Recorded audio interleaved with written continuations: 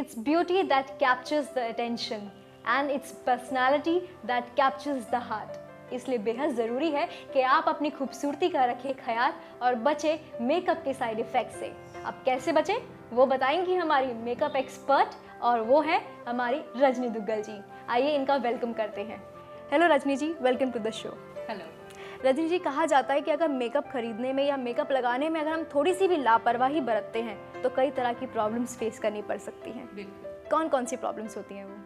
आमतौर पर जो मेकअप लगाए जाते हैं उसमें बहुत इम्पॉर्टेंट है जब आप खरीदें तो इस बात का ज़रूर ध्यान रखें कि वो एक्सपायरी डेट के ना हो। एक बहुत बड़ी प्रॉब्लम का कारण है एक्सपायरी डेट वाले कॉस्मेटिक्स। कई बार आपने देखा है हमारे मेकअप बॉक्स में बहुत सारे कॉस्मेटिक्स ऐसे हमने इकट्ठे करे रखे होते हैं कि जो हमें लगता है कि ये बहुत अच्छे हैं या बहुत महंगे हैं या मुझे किसी ने गिफ्ट करे हैं एंड बहुत इम्पॉर्टेंट हैं या इम्पोर्टेड हैं। कुछ भी कारण से हम बहुत पुराने कॉस्मेटिक्स को भी अपने मेकअप किट का एक हिस्सा बना कर रखते हैं, कई बार जस्ट लाइक कि हाँ हमें ये बहुत पसंद है। लेकिन बहुत इंपॉर्टेंट है कि अगर आप उन कॉस्मेटिक्स का इस्तेमाल अपनी स्किन पर, अपनी आईज पर, अपने लिप्स पर कर रहे हैं तो बहुत संभव है कि उसके कारण आपको एलर्जिक रिएक्शंस हो सके और बजाय इसके कि वो जो आपकी अडोरेबल चीज़ है वो आपको फ़ायदा दे, वो आपको नुकसान भी दे सकती है। रजनी जी, एक बहुत ही कॉमन एलिमेंट है जो कॉस्मेटिक है जो हम डे टू डे लाइफ में यूज़ करते हैं, वो है काजल। काजल वैसे दिखने में बहुत खूबसूरत लगता है, हमारी आईज़ को इन्हांस करता है, फिर भी लेकिन उसके साइड इफ़ेक्ट हैं, तो उससे कैसे बच सकते हैं? काजल एक बहुत ही कॉमनली यूज्ड कॉस्मेटिक है और आमतौर पे ज़्यादातर लोग इसको इस्तेमाल करते हैं। लेकिन बहुत ध्यान रखें कि अगर आप काजल का इस्तेमाल कर रहे हैं, क्योंकि काजल आँखों के अंदर लगाया जाता है तो इन्फेक्शन होने के चांसेस बहुत ज़्यादा होते हैं। आपने अगर काजल इस्तेमाल करना है, पहली बात हमेशा अपना काजल सेपरेट रखिए, किसी का काजल शेयर कभी ना करें। कोशिश कीजिए हमेशा बहुत अच्छे ब्रांड का काजल यूज़ करेंगे। घटिया काजल में कई बार ऐसे कॉस्मेटिक्स डाल दिए जाते हैं या ऐसे केमिकल्स डाल दिए जाते हैं जो कि आपके आँख के अंदर इरिटेशन दे सकते हैं, यहाँ तक कि एलर्जी दे सकती हैं, रेडनेस हो सकती है, स्वेलिंग हो सकती है।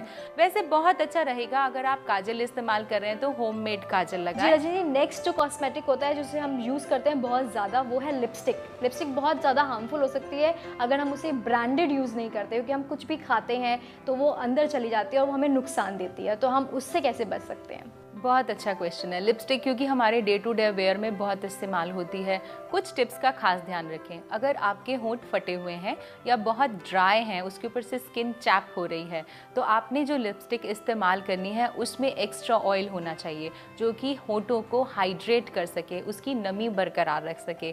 अगर आपने बिल्कुल ड्राई होंठों के ऊपर मैट लिपस्टिक लगाई है तो पॉसिबल है कि आपके होंठ उसको लगाने के बाद फट जाएं, ये बहुत इंपॉर्टेंट है। इसके अलावा लिपस्टिक का खास तौर पे ध्यान रखें कि कभी भी एक्सपायर्ड ना हो, क्योंकि एक्सपायर्ड लिपस्टिक जिसकी डेट एक्सपायरी में आ जाती है उसमें बड़ी गंदी स्मेल आती है। आप लगाएंगे तो मुमकिन है कि आपके होंठों पर एलर्जी हो जाए। रजनी जी, मुझे यहाँ लगता है ऐसा कि एक सबसे ज़्यादा जो कॉस्मेटिक हार्मफुल होता है वो होता है फाउंडेशन। उससे हमारे फेस पे, हमारी नेक पे ज़्यादा एलर्जी होती है, तो इससे हम कैसे बच सकते हैं? देखिए, फाउंडेशन क्योंकि पूरे फेस पर लगाई जाती है, पूरे फेस पे हमारे पोर्स ऐसे होते हैं जहाँ से ब्रीद करती है स्किन। अगर हमने पूरे फेस पर फाउंडेशन अप्लाई करी है, सबसे पहले वो क्या करेगी, आपके पूरे फेस को कोट करेगी और सारे पोर्स को बंद कर देगी। तो इट्स वेरी इंपॉर्टेंट कि अगर उसमें कुछ भी इन्फेक्शन है, मान लीजिए फाउंडेशन खराब है, तो वो इन्फेक्शन जो है आपके पोर्स के अंदर ट्रैवल कर सकता है, आपको पूरी स्किन पर एलर्जी हो सकती है। फाउंडेशन के साथ सबसे बड़ी प्रिकॉशन यही है कि उसकी क्लेंजिंग बहुत अच्छे से करनी चाहिए। कभी भी फाउंडेशन लगाकर आपको सोना नहीं है, ये बहुत इंपॉर्टेंट है। और मैम, ये भी कहा जाता है कि कोई भी अगर आप ब्रांड लेते हो तो पहले आप उसे टेस्ट ज़रूर करें। बिल्कुल, जो भी एलर्जी होगी, जो भी दाने होंगे, जो भी प्रॉब्लम होगी, वो आपके पता चल जाएगी। आप अगर उसे हाथ पे टेस्ट करते हैं अपने, तो आपको एकदम से पता चल जाएगा कि ये कॉस्मेटिक हमें सूट नहीं कर रहा है। आजकल जो ये प्रॉब्लम है, एलर्जिक टेस्ट की प्रॉब्लम आती है क्योंकि लोग एलर्जी टेस्ट नहीं करते हैं।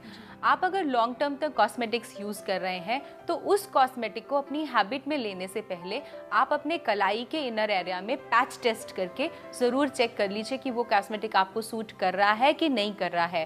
बाय करने से पहले आप कलाई के अंदरूनी हिस्से पर एक पैच टेस्ट बनाएं उस कॉस्मेटिक का, चाहे वो आपकी फाउंडेशन है या कुछ भी जो आप लेना चाह रहे हैं, और उसको 24 आवर्स तक वॉच करें। अगर आपको वहाँ कोई रिएक्शन नहीं हो रहा है तो वो आपको सूट कर रहा है, और इस चीज़ का खास ध्यान रखें कि आफ्टर एलर्जी टेस्ट ही आप उस कॉस्मेटिक को अपनी हैबिट में लें।